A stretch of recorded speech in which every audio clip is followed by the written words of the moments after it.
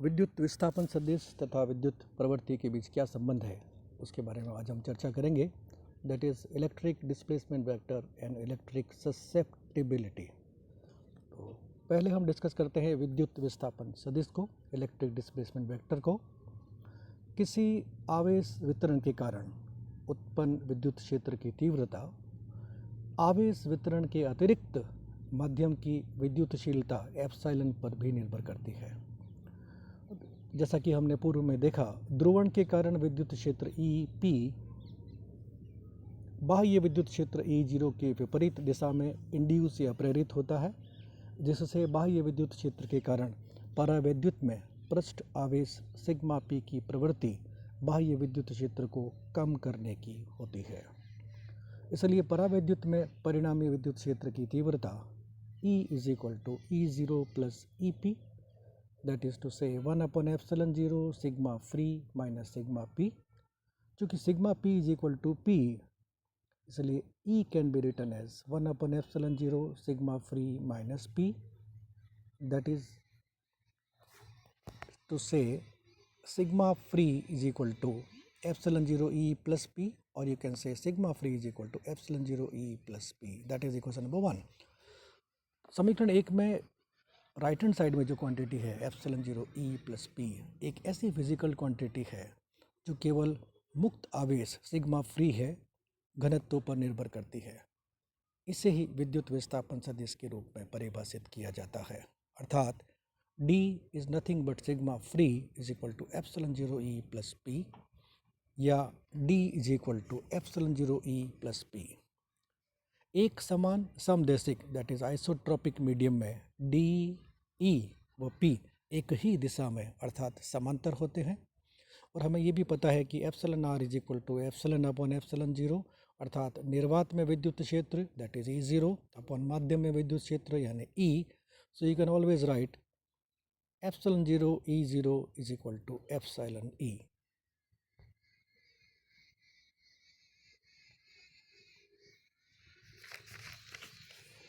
Well, E0 is sigma free upon epsilon 0. So you can write epsilon 0 E0 is sigma free. But sigma free is D, as we have seen earlier. So D can be written as sigma free is epsilon 0 E0 is epsilon E।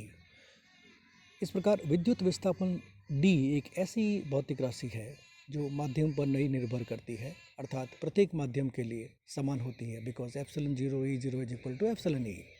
Therefore, D can also be written as epsilon E is epsilon 0 E plus P, या P can be written as epsilon minus epsilon 0 E। अगर epsilon 0 को common ले लिया जाए तो we have epsilon बटा epsilon 0 inside the bracket which is equal to epsilon r। So we have P is equal to epsilon 0 epsilon r minus 1 into E। अब हम बात करेंगे विद्युत प्रवृत्ति के बारे में, दैट इज इलेक्ट्रिकल ससेप्टिबिलिटी के बारे में। समदैशिक परावैद्युत में द्विध्रुव घूर्ण P विद्युत क्षेत्र की तीव्रता E की दिशा में प्रेरित होता है। ऐसे माध्यम में P is always proportional to E, that is equal to epsilon 0 chi into E, where chi is a dimensionless quantity जिसे हम विद्युत प्रवृत्ति कहते हैं। इसका मान अल्प तीव्रता वाले क्षेत्र के लिए ही नियत रहता है। अगर अधिक तीव्रता का क्षेत्र है तो यह नियत नहीं रहेगा।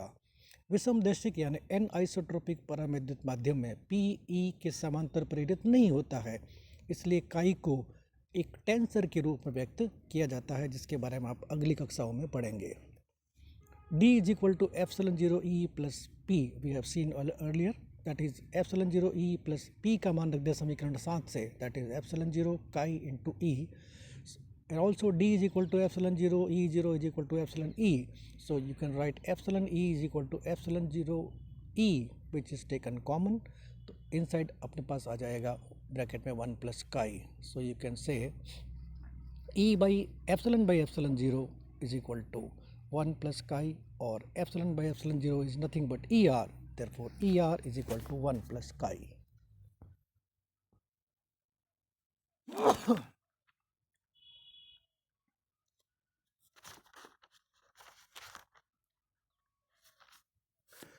अब हम बात करेंगे परावैद्युत माध्यम में स्थित आवेश के कारण विद्युत क्षेत्र और गाउस के नियम के बारे में, that is the electric field of A charge in A dielectric medium and Gauss law. माना किसी समांगी दैट इज होमोजेनियस एवं समदैशिक दैट इज आइसोट्रोपिक परावैद्युत डाइलेक्ट्रिक माध्यम में प्लस Q बिंदुवत आवेश स्थित है। इसके कारण परावैद्युत के अणु त्रिज्यक यानी रेडियली ध्रुवित हो जाते हैं। माध्यम की उपस्थिति से प्लस Q आवेश के विद्युत क्षेत्र की प्रकृति में यद्यपि कोई परिवर्तन नहीं होता है तथा E, P तथा D तीनों एक ही दिशा में होते हैं।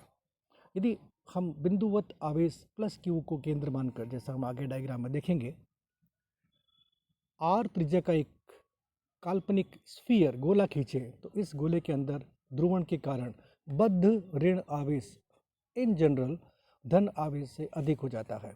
अतः गोले के अंदर नेट चार्ज बद्ध आवेश को शामिल करने पर प्लस Q से कम हो जाएगा, क्योंकि प्लस की तुलना में माइनस बद्ध आवेश ज़्यादा है।